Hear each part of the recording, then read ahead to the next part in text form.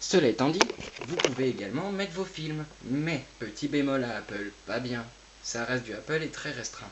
Là où je mettrais un carton rouge, c'est que l'Apple TV n'accepte qu'une seule sorte et unique sorte d'encodage de films.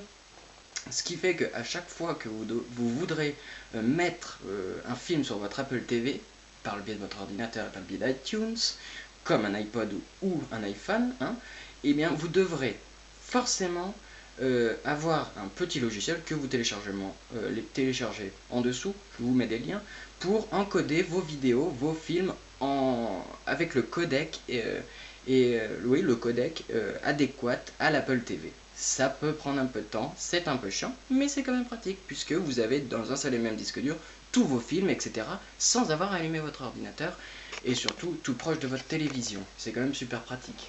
Une sorte de magnétoscope en somme. Bref, cela étant dit, ensuite vous avez votre musique, donc vous pouvez écouter votre musique tout simplement. Regardez là, je mets musique, donc là on accède à la musique, vous voyez, hop, et là j'ai toute ma musique. Toutes mes listes de lecture sans avoir à allumer mon ordinateur, parce que des fois c'est un peu chiant, on veut juste écouter de la musique, et ben voilà, j'ai toute ma musique qui est juste là, et moi je trouve ça juste excellent. Donc voilà, par album, par artiste, etc. Vous faites, pour rentrer, vous faites comme ça, par exemple, je ne sais pas, alors on va revenir en arrière, je vais mettre artiste, tac, et puis on va mettre n'importe quoi, on va chercher, hop là, vous voyez, ça descend, en allant sur ce bouton, on remonte, Marilyn Manson, par exemple, et là, hop, la dernière chanson, vous mettez toujours play, et là, tac.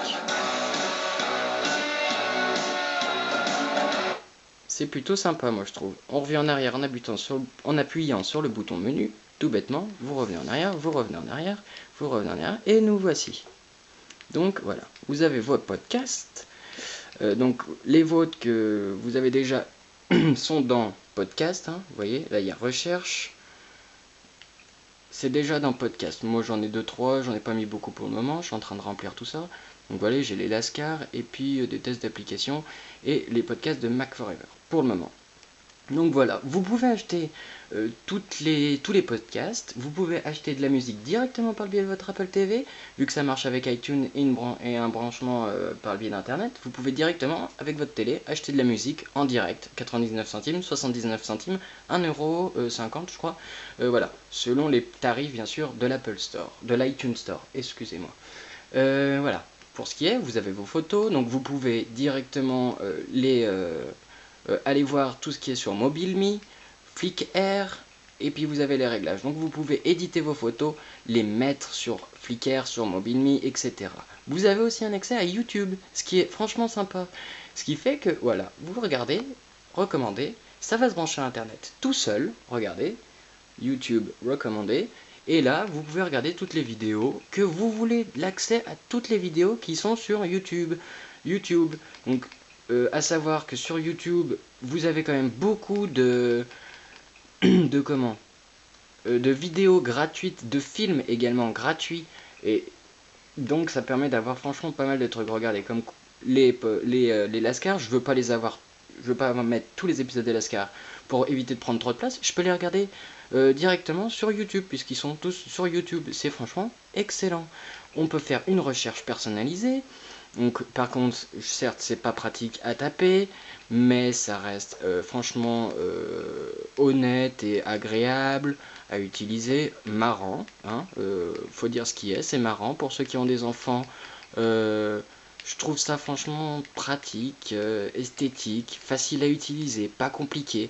Si vous voulez que vos enfants, vous pouvez en fait permettre à vos enfants, par exemple, ou à vous-même de regarder des vidéos sans avoir à passer par le biais d'un routeur internet, enfin de se faire chier, vous comprendrez exactement ce que je veux dire, sans avoir à se connecter toujours, à allumer l'ordinateur. Non, non, ça se fait directement avec l'Apple TV. Donc vous avez YouTube, les photos, les podcasts, les musiques, les émissions et les films, sachant que vous pouvez louer des films, acheter des émissions, vous pouvez regarder des chaînes. Il y a aussi beaucoup de choses qui sont gratuites, regardez, accès à l'iTunes Store, il y a aussi beaucoup de choses gratuites, donc n'hésitez pas à fouiller, parce que moi il y a Arte, pour le moment il y a France 2, France 3, France 5, MTV, des tas de petites chaînes franchement sympas, Playhouse, Disney, voilà. TF1 Vision, bref, il y a franchement plein de trucs. Il y a des choses payantes, il y a des choses gratuites. Il faut faire le tri. Il y a des trucs sympas qu'on voit pas tout le temps à la télé. Moi j'ai trouvé des trucs style des sortes comme sur Canal, vous savez, des sortes de... Comment on appelle ça? Des sortes de best-of, enfin toutes les conneries qui se sont dit à la télé, je sais plus comment ça s'appelle, ça me revient pas là tout de suite. Bah, il y a la même chose sur les émissions, et quand on cherche dans les favoris, dans les mieux classés, et ben vous avez tout ça, vous pouvez les télécharger. Si elles sont payantes, vous les payez, comme là j'ai acheté un petit épisode de Scrubs l'autre jour, il m'a coûté 2 € à peine. Et puis bah, moi j'ai mon petit épisode, je mets play, et là mon épisode va se lancer puisque je l'ai acheté et qu'il est directement sur sur mon ordinateur, donc sur mon Apple TV.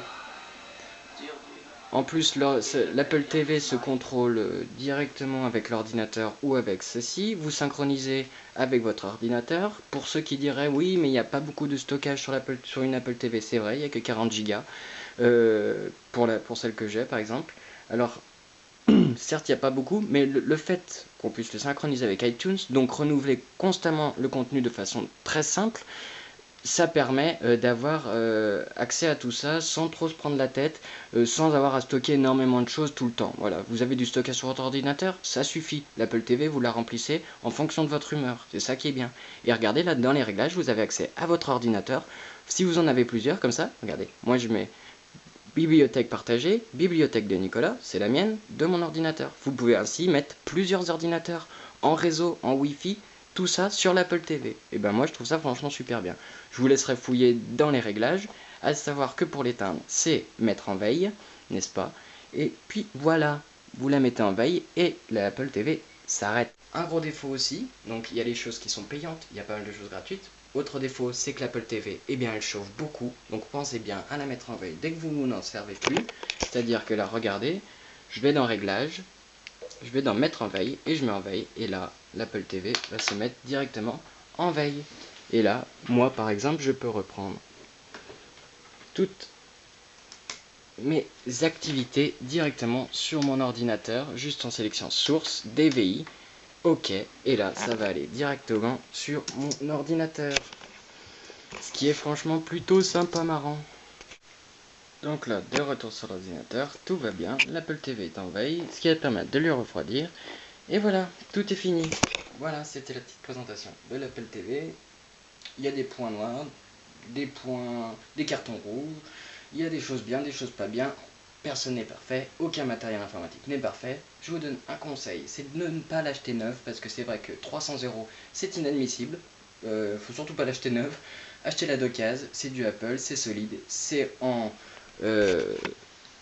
aluminium. En dessous, c'est un coussinet, je vous prendrai des photos, en caoutchouc, ce qui permet une très bonne adhérence.